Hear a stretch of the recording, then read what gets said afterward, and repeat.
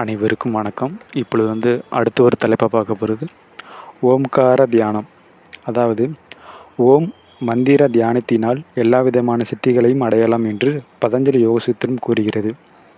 ஓம் மந்திரம் தியானத்துக்கு ஒரு தனித்த இடத்தை தேர்ந்தெடுத்து கொள்ள வேண்டும். வீட்டில் தனியறை இருந்தால் நல்லது. ஓம்கார தியானம் முதல் நிலை.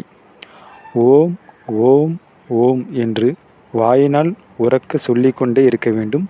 உங்களால் முடிந்த அளவு சத்தமாக ஓம் ஓம் ஓம் என்று உச்சரித்து கொண்டே இருங்கள்.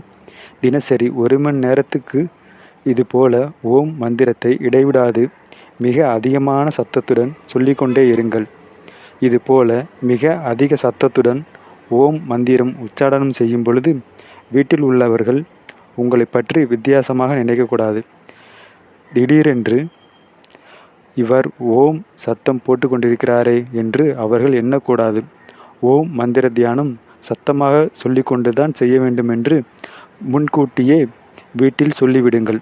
அல்லது வீட்டில் ஓம் தியான சப்தம் செய்ய முடியாதவர்கள் கோவில்களில் போய் ஒரு இடத்தில் உட்கார்ந்து கொண்டு ஓம்கார சத்தத்தை 1 மணி நேரத்துக்கு உச்சாரணம் செய்து கொண்டிருக்கலாம். அல்லது ஆள் நடமாட்டமில்லாத கோயில், பழைய கோயில்கள், கடற்கரை போன்ற இடங்களில் உட்கார்ந்து கொண்டு ஓம் சப்தத்தை மிக பலமாக உச்சரித்து கொண்டு வர வேண்டும். அந்த ஓம் சப்தத்திலேயே நீங்கள் ஒன்றி லயத்து உச்சாரணம் செய்து வரவும். எவ்வளவு அதிக சத்தமாக உச்சரிக்கிறீர்களோ அவ்வளவு நல்ல பலன் கிடைக்கும்.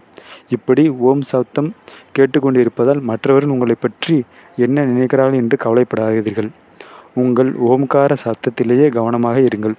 1 மாதம் இதுபோல் ஓம்கார ஓசையை மிக அதிகமான சத்தத்துடன் உச்சரித்து வரவும். 1 மாத உச்சாரணத்தில் முதல் படியாகிய நிலை முடிவடைகிறது. இதுதான் ஃபஸ்ட்டு. இதான் ஓம்காரத்தில் முதல் நிலை. அடுத்து 2ஆம் நிலை என்ன சொல்கிறாங்கன்னா, 2ஆம் நிலை அடுத்த ஒரு தலைப்பில் பார்ப்போம். இத்துடன் தலைப்பு முடிவடையும். மீண்டும் அடுத்த ஒரு தலைப்பில் சந்திப்போம். நன்றி, வணக்கம்.